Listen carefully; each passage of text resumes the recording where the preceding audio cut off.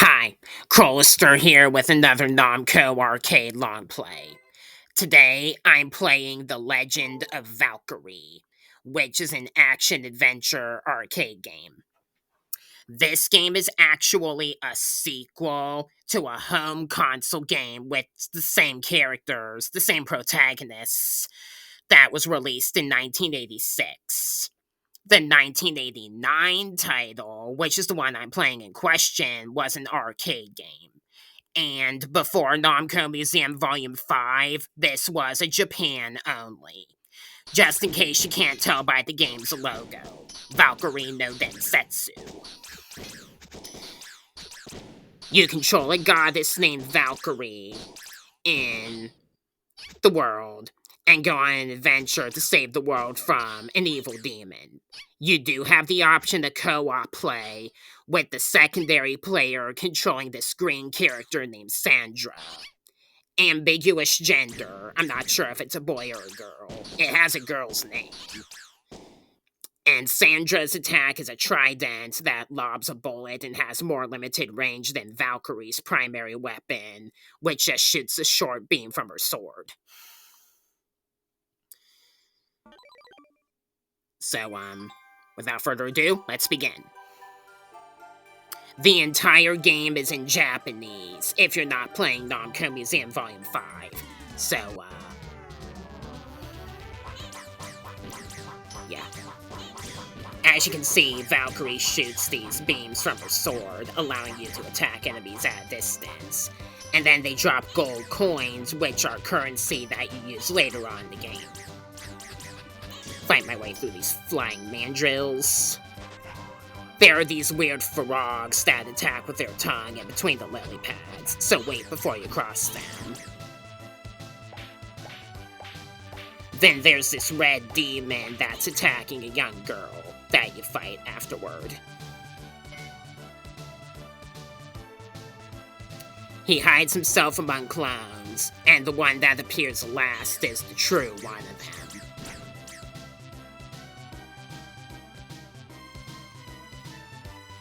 Then the girl thanks you for saving her and offers you to come to her place.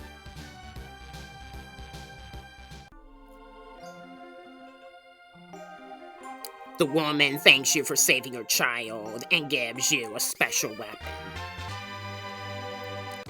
This sword has Valkyrie shoot these bigger projectiles which have better range than the standard weapon. We're gonna go into this hut here. There's a witch inside, and she gives you the first of the special magic spells, which is the cloning one. The orbs you see underneath the hearts are your magic power. They deplete as you use magic and replenish as you pick those orbs up. Zol the Merchant appears in various parts throughout the game, and you can buy various power-ups from him. The shield that I bought, you'll see what that does up ahead in the next stage. The weapons that you can get throughout the game have a limited number of uses, and after it depletes, you move on to the next item that you have in your inventory in sequence. You can only carry up to 6, so try to not be greedy.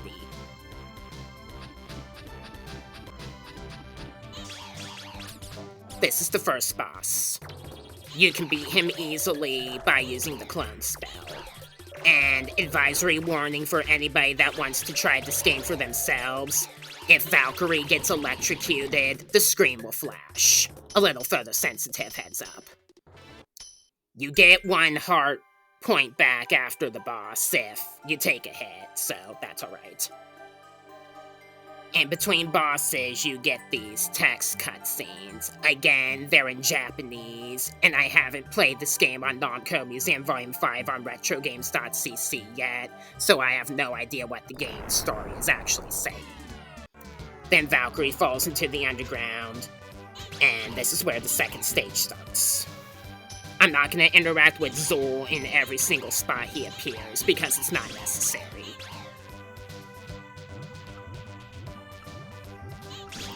Just like with Ordine, another game that I already played on my channel, the items that Zul sells at every specific spot that he appears is the same for every playthrough of the game. So you can make a shopping plan if you play this game as often as I have. So you know exactly what to buy where.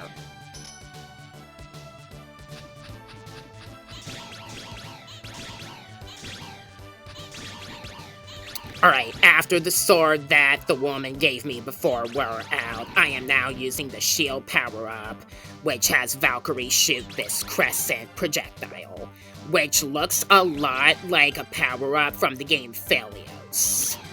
I wonder if it took inspiration from that game.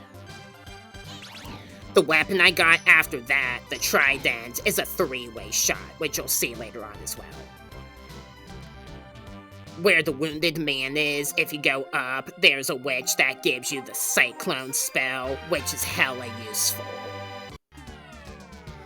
Using it will damage all enemies on screen as you use it. Just be careful about your remaining magic power.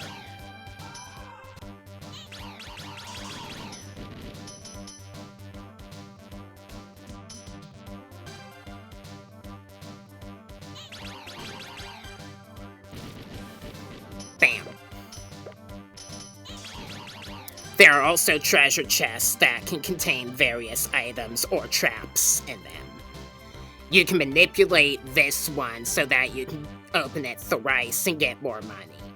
Unfortunately, in this playthrough, I messed up one of the entries.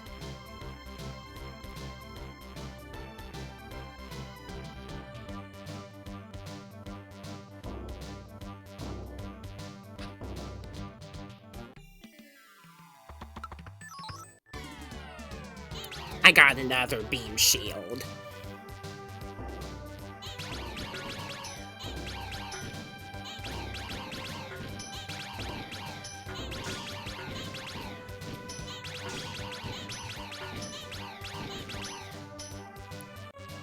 Some people might struggle a little bit with this boss in terms of avoiding damage, so here's a pro player's tip. Entering spell selection mode makes you invincible, and you can cancel a spell selection by selecting left and right and releasing it on the blank spot to use no spell.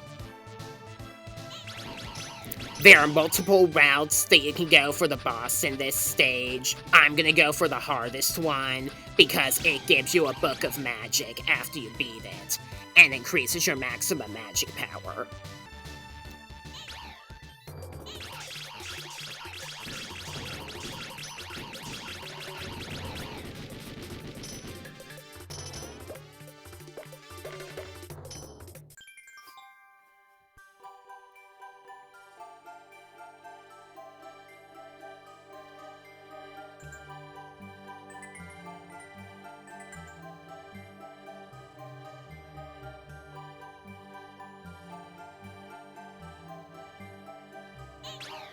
This is one of the 4 fairies. He opens a pathway to go even deeper into the ground, which is where the 3rd stage starts.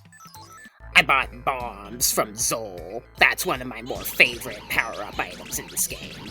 We're using the 3-way shot now.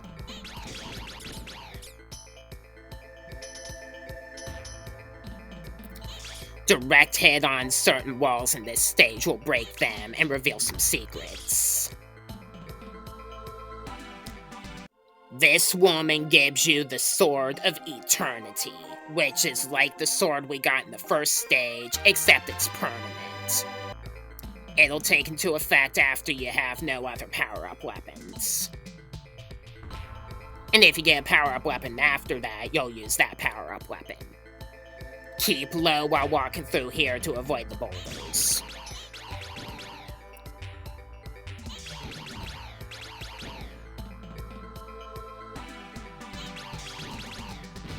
Break the wall here to find the witch in this stage and get a new magic spell.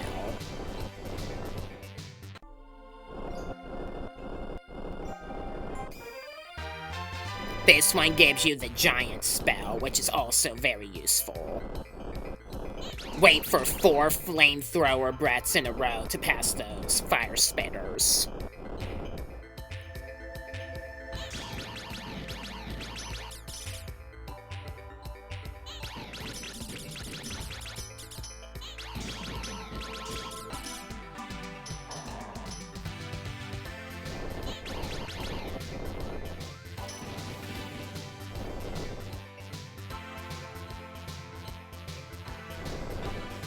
This character's name is Quarkman.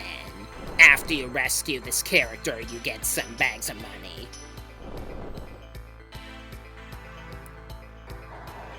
The floor crumbles in this scene, so you gotta be careful.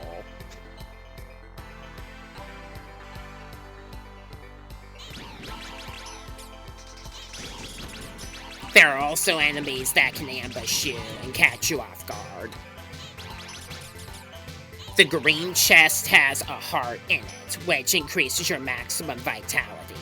I'm not gonna get it because I am playing the game safe, just for a video. And yeah. You can walk along the bottom wall here to cross the lava safely and make this part a lot easier. The heart capsules also clutter up one spot in your inventory, a problem which you can only hold 6 items at once, and you get an extra heart in the final stage. Anyway, using the Giantless spell on this boss can help make it a little easier. If you jump while you're giant, you'll damage enemies on screen with the ground shake.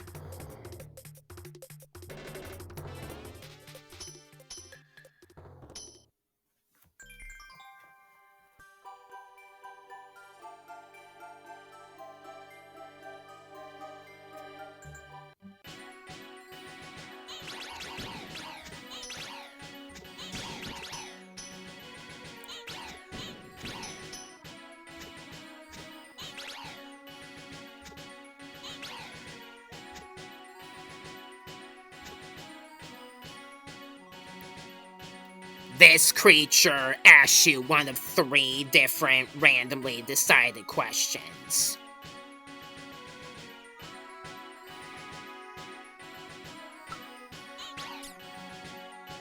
If you answer right, he refills your magic, and if you answer wrong, you lose a heart.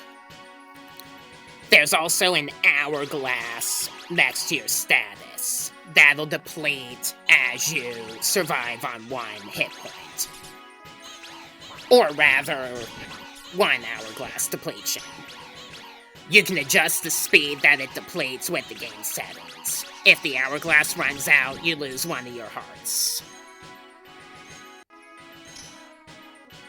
There are a few different routes in this stage that you can go through.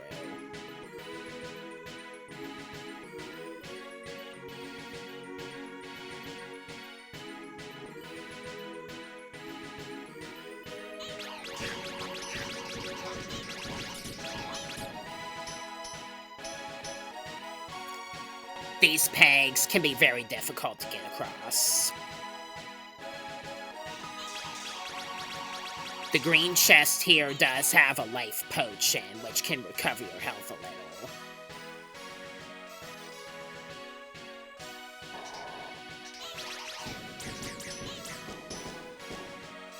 To cross the catapult, simply jump on it.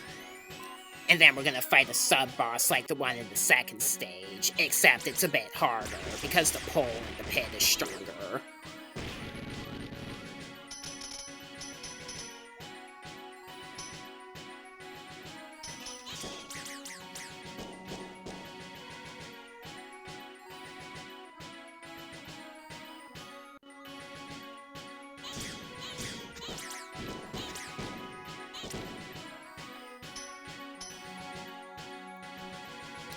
Use the key in the middle cell before the left cell to get some bonus items.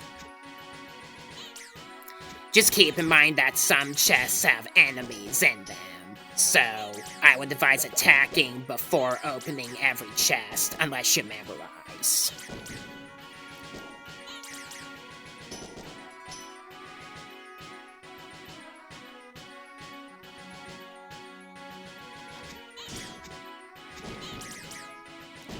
Then the cell on the left has, a child that entrusts you with a letter.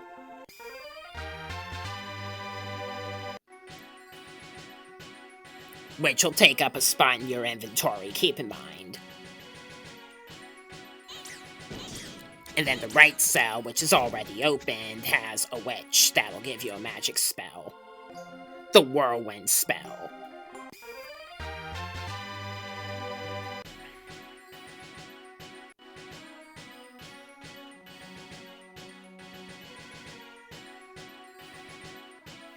To land safely after going down the slide, simply hold the right direction to veer across the acid pit and use the cyclone spell to take out the will-o-wisps.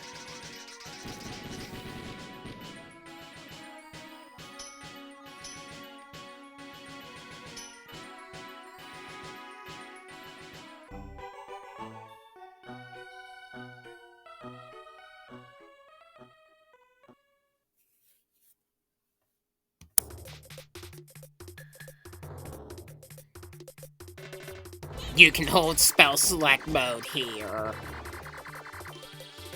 If your reaction is good enough, that is, to avoid the electrifying tiles from this boss.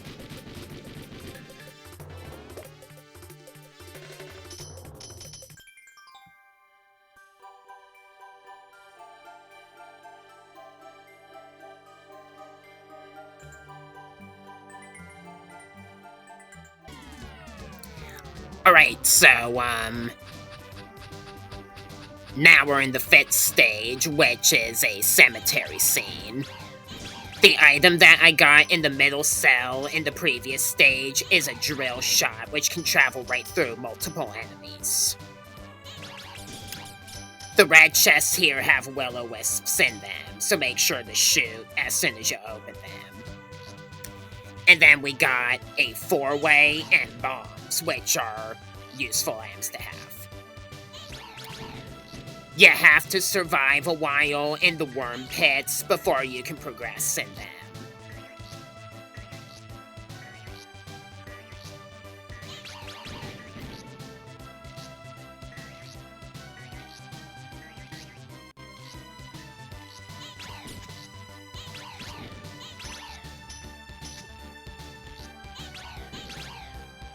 This stage has a lot more importance to it for the story in the PC Engine version of the game.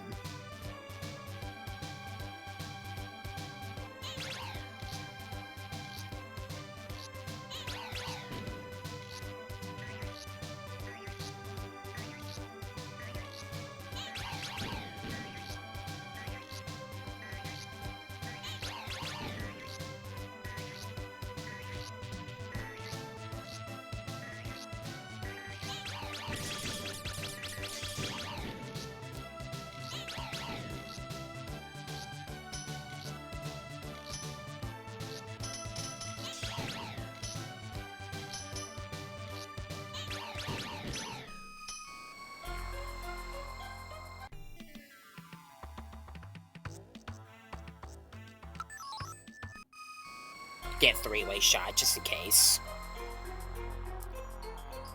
The best way to get through this maze and avoid the storm clouds is to use the Giantess spell and spam jumping in order to defeat them.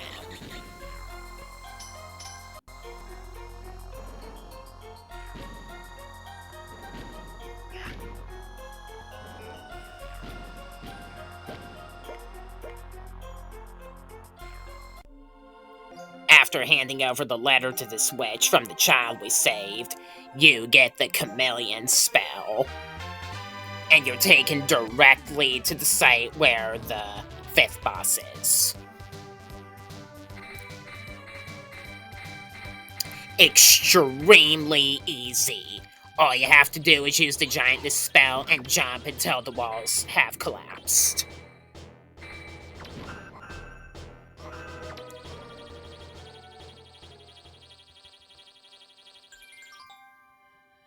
Here's another of the fairies.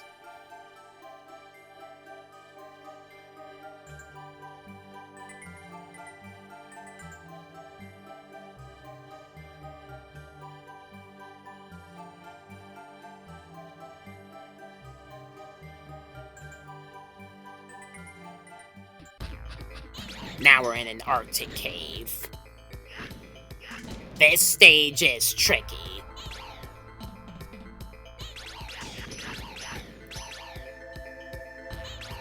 If you're not familiar with the game, it's easy to get lost here and not know where to go.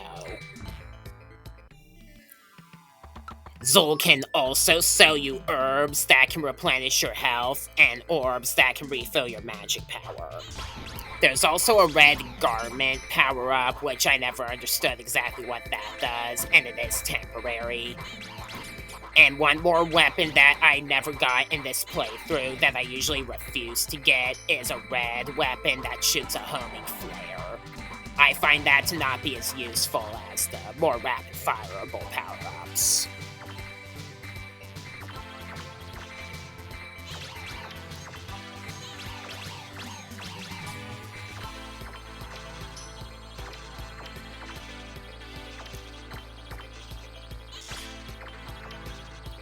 The old woman you see in the secret chamber up here just gives you a three-way shot for free.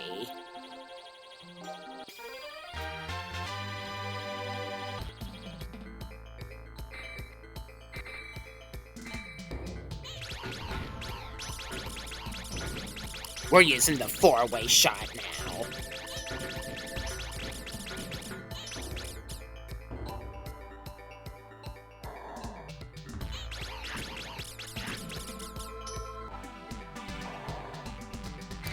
This is my least favorite part of the game. These sliding ice blocks are a nuisance at best to get across.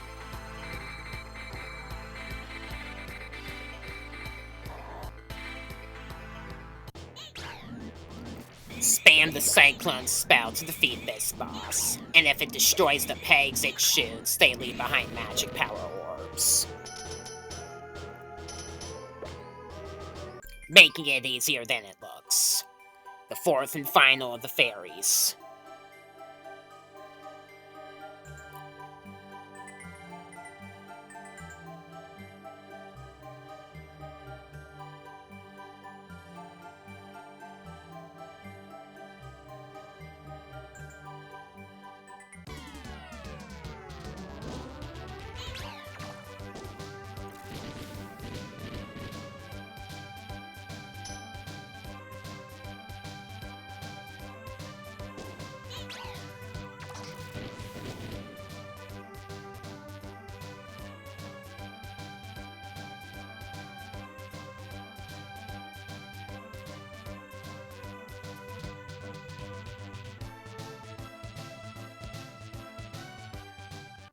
This switch gives you the flying spell, which you could use to go directly to the end of this stage if you wanted.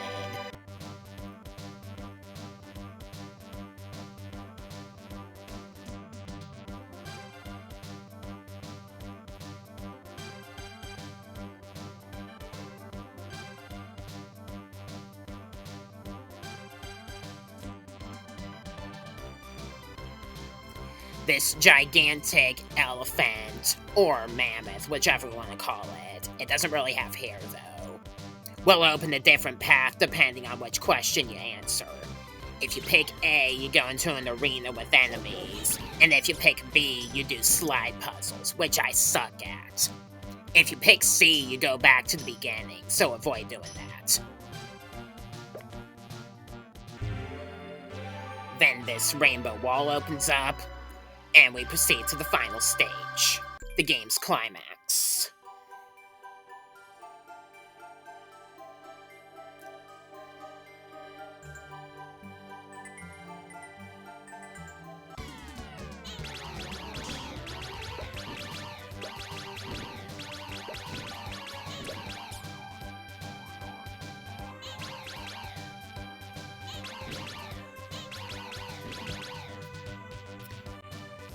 The Talos here can ambush you if you're not careful.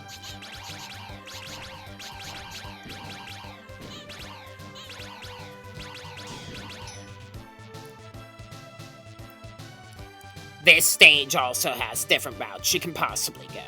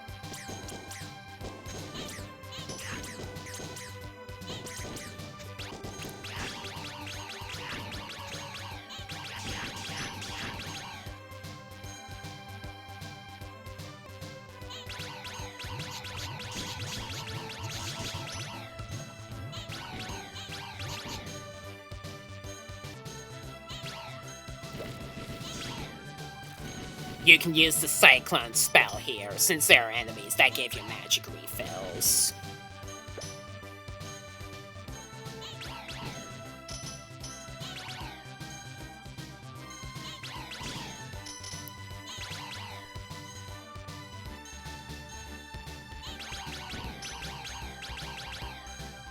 Use the Giantness spell here to deal with the storm clouds.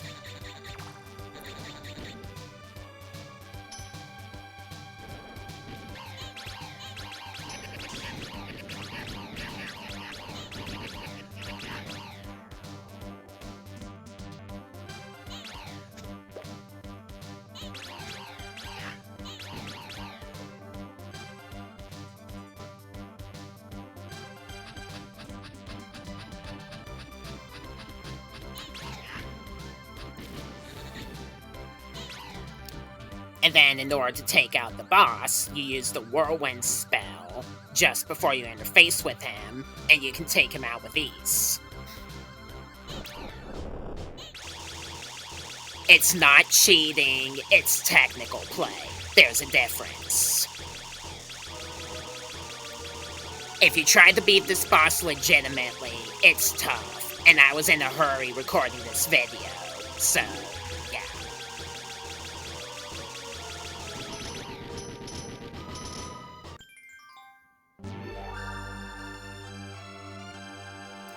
If you're playing co-op, Valkyrie and Sandra will wave goodbye to each other. And then, after that scene, you see the world rotating along Antarctica with different people and characters waving. It's a happy ending.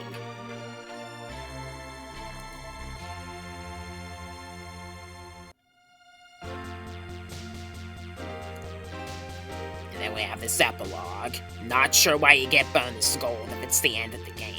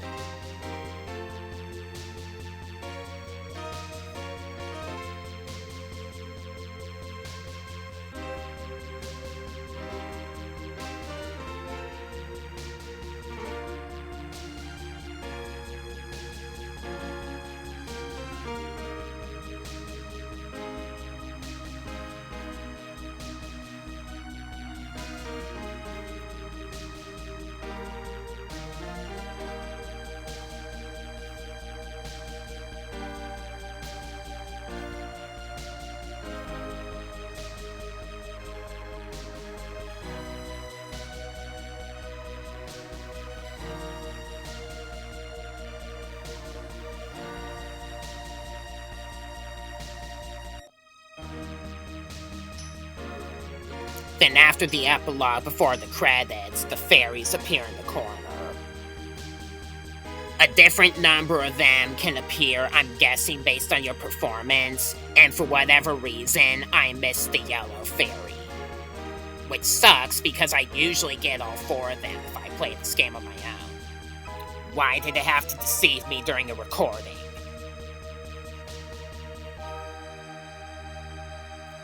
Alright, so that was The Legend of Valkyrie, or Valkyrie no Densetsu, a 1989 arcade title. I still have a lot more Namco coming up, so subscribe or stay tuned for more. Until then, I am Krolster, thank you for watching, and I'll see you in my next video.